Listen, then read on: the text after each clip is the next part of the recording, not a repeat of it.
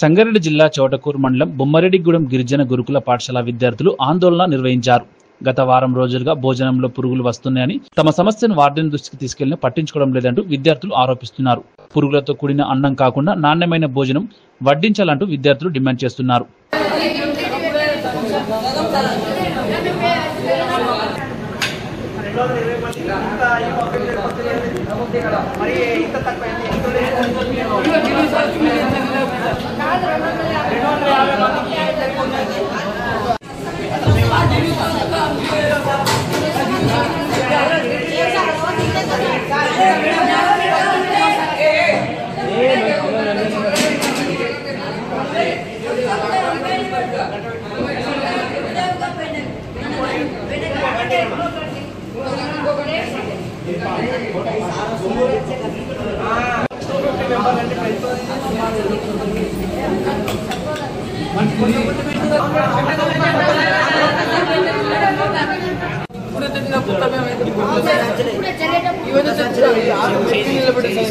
ఇవి అన్నంలో అసలు కనిపించాయి, మొత్తం గ్రేవ్ అయిపోతుంది, ఇంకిపోతాయి. ఎట్లా తింటారు సార్ చిన్నపిల్లలు? అసలు బియ్యం చేస్తారా చేయరా? చేస్తారా?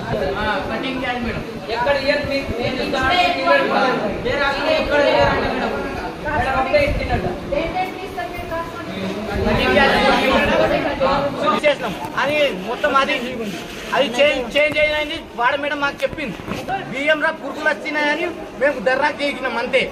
అన్నంలో పురుగులు వస్తున్నాయా? ఎన్ని రోజుల నుంచి వస్తున్నాయి?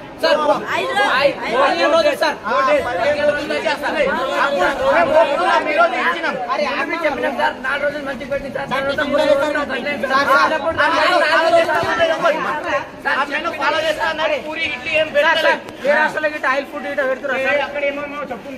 పెడతలేరు సార్, ఆయిల్ ఫుడ్ లేదు, మళ్ళీ టిఫిన్ కూడా చక్కగా పెడతలేరు సార్. సార్ ఈ వీక్ లో మొత్తం అన్నం తిన్నాం సార్, మేమైతే